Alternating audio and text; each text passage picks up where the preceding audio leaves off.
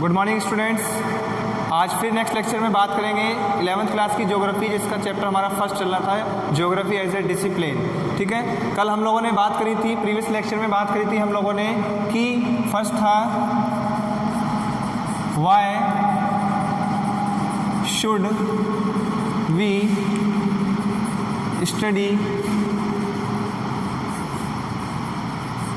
Y should we study geography, कि हम लोगों को ज्योग्राफी क्यों पढ़नी चाहिए। ठीक है ना, ये कल हम लोगों ने डिस्कस करा था प्रीवियस लेक्चर में। इससे आगे आज हम लोग डिस्कस करेंगे, इससे आगे हम लोग डिस्कस करते हैं। देखिए, the earth consist of physical and cultural features. अगर हम अर्थ की बात करते हैं तो अर्थ में, हमारे अर्थ के अंदर दोनों चीज़ें आती हैं, फिजिकल भी और कल्चरल भी, कल्चरल फीचर्स। हमारी अर्थ इन दोनों चीज़ों से कंसिस्टेड है, फिजिकल फीचर्स भी हैं, कल्चरल भी हैं। ठीक है, फीचर्स हमारे एग्जिस्ट करते हैं हमारे अर्थ के अंदर। They are different from one place to another. और ये दोनों ही फीचर, फिजिकल फीचर और कल्चरल फीचर, एक प्लेस, अलग अलग प्लेस के क्या होते हैं, अलग अलग होते हैं। अगर हम इस प्लेस के फिजिकल फीचर और कल्चर फीचर देखेंगे तो अलग होंगे, और अगर हम इस प्लेस की फिजिकल और कल्चर फीचर्स देखते हैं तो इसका भी क्या होंगे, हमारे अलग होंगे। दोनों की दोनों में डिफरेंस मिलेगा हम लोगों को, सेम नहीं होते हैं। ठीक है ना, आप एक स्टेट से दूसरी स्टेट में जाते हैं, मैंने आप लोगों को 10th में बताया है फिजिकल की ज्योग्राफी के अंदर ही, कि आप एक स्टेट से दूसरी स्टेट में जाते हैं तो वहाँ की सारी ज़्यादातर ऑलमोस्ट कंडीशंस क्या होती हैं, चेंज होती हैं। कुछ ही ऐसी चीज़ें होती हैं, सिमिलरिटीज़ हम लोगों को मिलती हैं वेदर के अंदर या एनवायरनमेंट के अंदर, वरना लगभग क्या होती है, चेंज होती है। वहाँ का मौसम क्या होगा, क्लाइमेटिक कंडीशन चेंज होंगी, वहाँ का टेम्परेचर अलग होगा, वहाँ की सोइल अलग होगी, वहाँ के फिजिकल फीचर्स अलग होंगे, कल्चरल फीचर्स अलग होंगे। ठीक है ना, ये सब चीज़ें हम लोगों को डिफरेंस मिलती हैं अगर हम one place to another place क्या करते हैं, मूव करते हैं। उसके बाद नेक्स्ट है, this difference help to understand the relation between physical and cultural features. जब हम एक प्लेस से दूसरी प्लेस पे जाते हैं तो फिजिकल और कल्चरल फीचर्स क्या हो जाते हैं, चेंज हो जाते हैं, और इन दोनों के बीच में जो डिफरेंस आता है वो ही डिफरेंस हम लोगों को फिजिकल और कल्चरल फीचर्स को समझने में क्या करता है, हेल्प करता है। ठीक है, नेक्स्ट है, physical features provided the stage and human societies. जो फिजिकल फीचर है वो हम लोगों को क्या प्रोवाइड करता है, stage and human societies enacted the drama to develop their skill, कि किस तरीके से ह्यूमन बींग्स कल्चरल और फिजिकल फीचर से इनेक्ट होके, एंगेज होके अपने स्किल्स को क्या करता है, डेवलप करता है। With the use of skills and tools he modified the nature, और उन्हीं स्किल्स के थ्रू क्या करता है, स्किल्स को डेवलप करता है। स्किल्स को डेवलप करने के बाद कुछ टूल्स को क्या करता है, जनरेट करता है, और इस टूल्स को जनरेट करने के बाद हमारे फिजिकल और कल्चरल फीचर्स को क्या कर देता है, मॉडिफाइड कर देता है। ठीक है ना, मॉडिफाइड। अब सिंपल सी एक एग्जांपल है, सब जो आप लोग स्टडी कर रहे हो 12th के बाद एक पर्टिकुलर हम किसी फील्ड में घुसते हैं, कोई डॉक्टर बनना है, कोई इंजीनियर बनना है। अब इंजीनियर में जो इंजीनियर जिस चीज़ का वो बनेगा तो वो अपने अंदर किस चीज़ की पढ़ाई कर रहा है, इंजीनियरिंग की पढ़ाई कर रहा है, तो इंजीनियरिंग स्किल उसके अंदर क्या होंगी, डेवलप होंगी।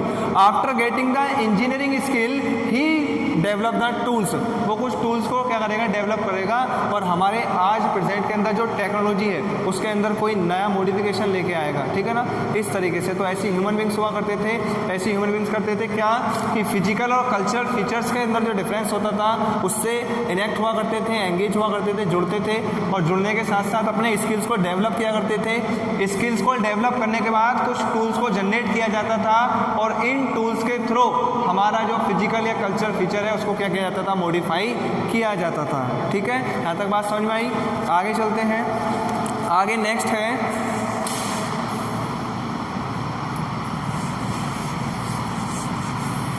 नेक्स्ट है हमारा geography is the description of the अर्थ। ये कहा गया है, ज्योग्राफी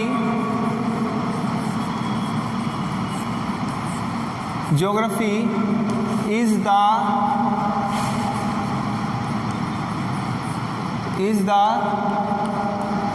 डिस्क्रिप्शन ऑफ अर्थ, कि यार हमारी अर्थ को जो डिस्क्राइब करा है, पूरा description, whole description of the earth is given by the geography. If we study about the geography of the earth, अगर हम अर्थ की ज्योग्राफी को स्टडी करते हैं तो geography helps to determine, geography helps to tell us about the whole system of the earth का जो पूरा सिस्टम है उसको बताने में, उसको समझाने में, उसको डिस्क्राइब करने में जो हेल्प करती है वो हमारी ज्योग्राफी करती है। और किसके बारे में? About the earth. If we know about the earth, if we want to know about that, अगर हम अर्थ के बारे में जानना चाहते हैं, किसी भी चीज़ के बारे में जानना चाहते हैं, अर्थ के अंदर जो भी चीज़ें एग्जिस्ट होती हैं, so we should go through by the geography. हमें किसके थ्रू जाना पड़ेगा? ज्योग्राफी के थ्रू ही जाना पड़ेगा। ज्योग्राफी से हम वहाँ की केमिकल नेचर हो, फिजिकल नेचर हो, कल्चर नेचर हो, सोशल नेचर हो, कैसा भी नेचर हो, कैसा भी सिस्टम हो, we can get the knowledge about from the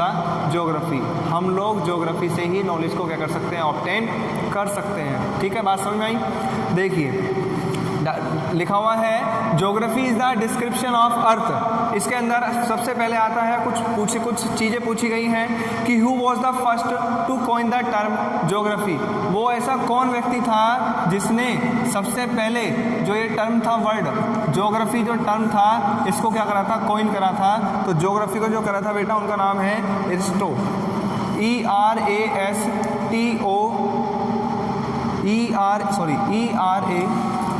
एक मिनट रुकिए, गलत हो गया, ERATOSTHENES, एरिस्टोथेनीज। ठीक है ना? ये क्या थे? ये एक ग्रीक स्कॉलर थे। कौन थे ये? ये एक ग्रीक स्कॉलर थे और 276 से लेके 194 BC, ठीक है, ये पीरियड दिया हुआ है इन थर्ड सेंचुरी के अंदर। His famous book was called Geographia, और इनकी एक बुक थी GEOGRAPHIA। ये बुक थी इनकी, बहुत फेमस बुक थी, थर्ड सेंचुरी की। ठीक है ना? ये वो पहले ऐसे व्यक्ति रहे हैं एरिस्टोथेनीज जिन्होंने सबसे पहले ज्योग्राफी वर्ड को क्या करा था? कॉइन करा था। सबसे पहले ज्योग्राफी वर्ड को यही लेकर आए थे। नाम आप लोगों को याद रखना है, क्या है? Eratosthenes. Who was Eratosthenes? Eratosthenes was a Greek scholar who has term the coin of the word first timely geography. इन्होंने, और थर्ड सेंचुरी के अंदर एक फेमस बुक रही है इनकी, उस बुक का नाम रहा है क्या? जियोग्राफिया। ठीक है, नेक्स्ट है who coin the term geography first. सबसे पहले ज्योग्राफी वर्ड जो फर्स्ट कॉइन करा था वो किसने करा था? बता चुका हूँ आप लोगों को, एरिस्टोथेनीज ने करा था। ठीक है ना? नेक्स्ट है what is the origin of the word geography, कि ये जो ज्योग्राफी वर्ड है इसकी उत्पत्ति कहाँ से हुई है, इसका ओरिजिन क्या है, कहाँ से ये वर्ड निकल के आया है, और ज्योग्राफी वर्ड का मीनिंग क्या है, ये हम लोग इस चीज़ को देख लेते हैं। ठीक है ना? कि ज्योग्राफी जो वर्ड है वो कहाँ से आया है और what is the meaning of geography, ये चीज़ देख लीजिए। देखिए कहा गया है कि the word drive from Greek language, जो ग्रीक लैंग्वेज से ड्राइव हुआ है। कौन सी लैंग्वेज से? ग्रीक लैंग्वेज से ज्योग्राफी वर्ड ड्राइव हुआ है। ठीक है, और जिसका मतलब है, देखिए जियो का मतलब क्या होता है? अर्थ बताया गया है, और ग्राफोस का मतलब क्या बताया गया है? डिस्क्रिप्शन। ठीक है, जियो का मतलब वो बताया गया अर्थ, और ग्राफोस का मतलब बताया गया है डिस्क्रिप्शन। दोनों वर्ड को मिलाते हैं तो ज्योग्राफी बनता है। Geography is the word originate from the Greek language. कहाँ से ओरिजिनेट हुआ है? ये ग्रीक वर्ड है, और इस ग्रीक वर्ड का मतलब होता है दो वर्डों को ये दो वर्ड को मिलाकर बनाया गया है ज्योग्राफी, जिसका जियो का मतलब होता है अर्थ और ग्राफोस का मतलब होता है क्या? डिस्क्रिप्शन। ठीक है, description. Some scholars define geography as the description of the earth as the abode of human beings. ठीक है ना? जो ह्यूमन बींग से बहुत दूर की बात थी, बहुत सारे स्कॉलर्स ने ज्योग्राफी को क्या बताया गया है? ज्योग्राफी को अर्थ का डिस्क्रिप्शन ऑफ अर्थ कहा गया है। ठीक है ना?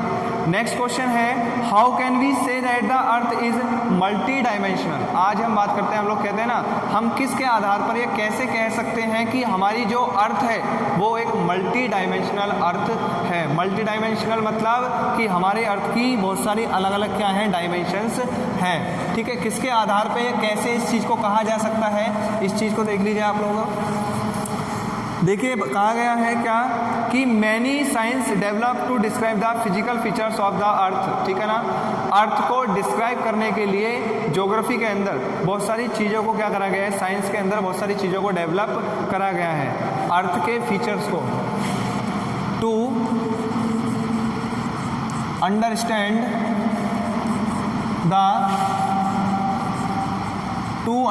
The features of the earth, ठीक है ना। To understand the features of the earth, earth के फीचर्स को समझने के लिए साइंस के अंदर बहुत सारी चीज़ों को डेवलप करा गया। क्या क्या चीज़ें आती हैं, जैसे सबसे पहले आती है जियोलॉजी। जियोलॉजी हो गया, ठीक है, पेडोलॉजी हो गया, ठीक है, ओशियनोग्राफी हो गया, ये ब्रांच है साइंस की, ठीक है ना। ओशियनोग्राफी हो गया, ओशियनोग्राफी के बाद आता है बोटेनी जोलॉजी, बोटेनी जोलॉजी हो गया, ठीक है, एंड मेट्रोलॉजी, मेट्रोलॉजी के बाद नेक्स्ट है cultural features, cultural features of the earth, these are developed by the science to understand the features of the earth, अर्थ के फीचर्स को अर्थ के फीचर्स को समझने के लिए साइंस के अंदर इन सारी ब्रांचों को क्या करा गया था, डेवलपमेंट किया गया था, और हर ब्रांच के अंदर अर्थ की अलग अलग चीज़ों को क्या करा गया था, स्टडी करा गया था, जिससे हम अर्थ के सिस्टम को क्या करें, समझ पाएँ, ठीक है ना, समझ सकते हैं आसानी से। नेक्स्ट है such as culture features of the earth, उसके बाद नेक्स्ट है सच एज इकोनॉमिक हो गया, इकोनॉमिक्स हो गया, आर्थिक व्यवस्था, हिस्ट्री आप लोग जानते हैं, सोशियोलॉजी हो गया, पॉलिटिकल साइंस हो गया, और एंथ्रोपोलॉजी हो गया। These are also the some category of the science which are developed to understand the features of the earth, earth के फीचर्स को समझने के लिए इन सारी ब्रांचों को भी क्या करा गया था, डेवलप किया गया था। नेक्स्ट है how does geography differ from other subject, कि किस तरीके से जो ज्योग्राफी है इतने सारे सब्जेक्ट्स हैं उनसे अलग है, डिफर कैसे करते हैं, क्या डिफरेंस है ज्योग्राफी में और अलग अनदर जो सब्जेक्ट्स हैं उनमें, देख लीजिए इसको भी।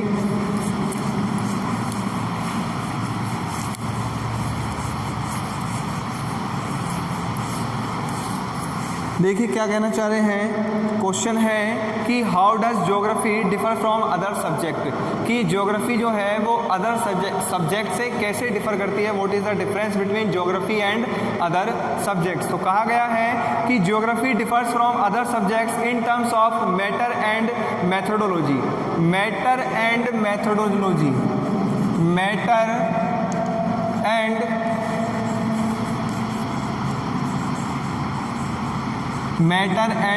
मेथोडोलॉजी के आधार पर ही ज्योग्राफी अदर सब्जेक्ट से क्या करती है, हमारी डिफर करती है। Geography drive it's data from social science and natural science, geography जो डाटा ऑब्टेन करती है या ड्राइव करती है वो कहाँ से, सोशल साइंस से और नेचुरल साइंस से ही डाटा एग्जिस्ट करता है, किसके अंदर, ज्योग्राफी के अंदर। इन चीज़ों के आधार पे geography is differ from other subjects, ठीक है। नेक्स्ट है what do you mean by areal differentiation, what do you mean by areal differentiation. ये चैप्टर के अंदर कुछ टर्म्स आ रहे हैं, तो आप लोगों से ऐसे क्वेश्चन ये चैप्टर खुद ही पुटअप कर रहा है, ठीक है, चैप्टर के अंदर खुद ही क्वेश्चंस को पुटअप किया जा रहा है कि क्या होते हैं इस तरीके से। नेक्स्ट क्वेश्चन इसने पुटअप करा है कि what do you mean by areal differentiation, areal differentiation, areal differentiation क्या होता है, एरियल डिफरेंशिएशन देखिए, where there is similarity and dissimilarity among the physical and cultural features on the earth surface, it is called areal differentiation. There is similarity and dissimilarity, similarity and dissimilarity, ठीक है, similarity and dissimilarity among the physical and cultural features, ठीक है, cultural features और physical features के बीच में जो similarity होती है या फिर डिससिमिलरिटी होती है उसी को हम लोग क्या बोलते हैं, उसी को हम लोग बोलते हैं एरियल डिफरेंशिएशन। क्या बोलते हैं? Areal differentiation. क्या है areal? Areal differentiation is the similarity and dissimilarity among the physical and cultural features. ठीक है, cultural features of the earth surface. Cultural features ये लिखना है आप लोगों को, ऑफ द अर्थ सरफेस। ठीक है, इसी को इज कॉल्ड एरियल डिफरेंशिएशन। इसी को हम लोग क्या बोलते हैं? एरियल डिफरेंशिएशन बोलते हैं। नेक्स्ट आता है व्हाट डू जियोग्राफर्स स्टडी, कि जियोग्राफर्स जो हैं या ज्योग्राफी है जो भी वो लोग क्या पढ़ते हैं ज्योग्राफी के अंदर। जियोग्राफर्स जो होते हैं वो जियोग्राफर्स क्या क्या स्टडी हम लोग करते हैं या जियोग्राफर्स क्या क्या पढ़ते हैं वो देख लीजिए।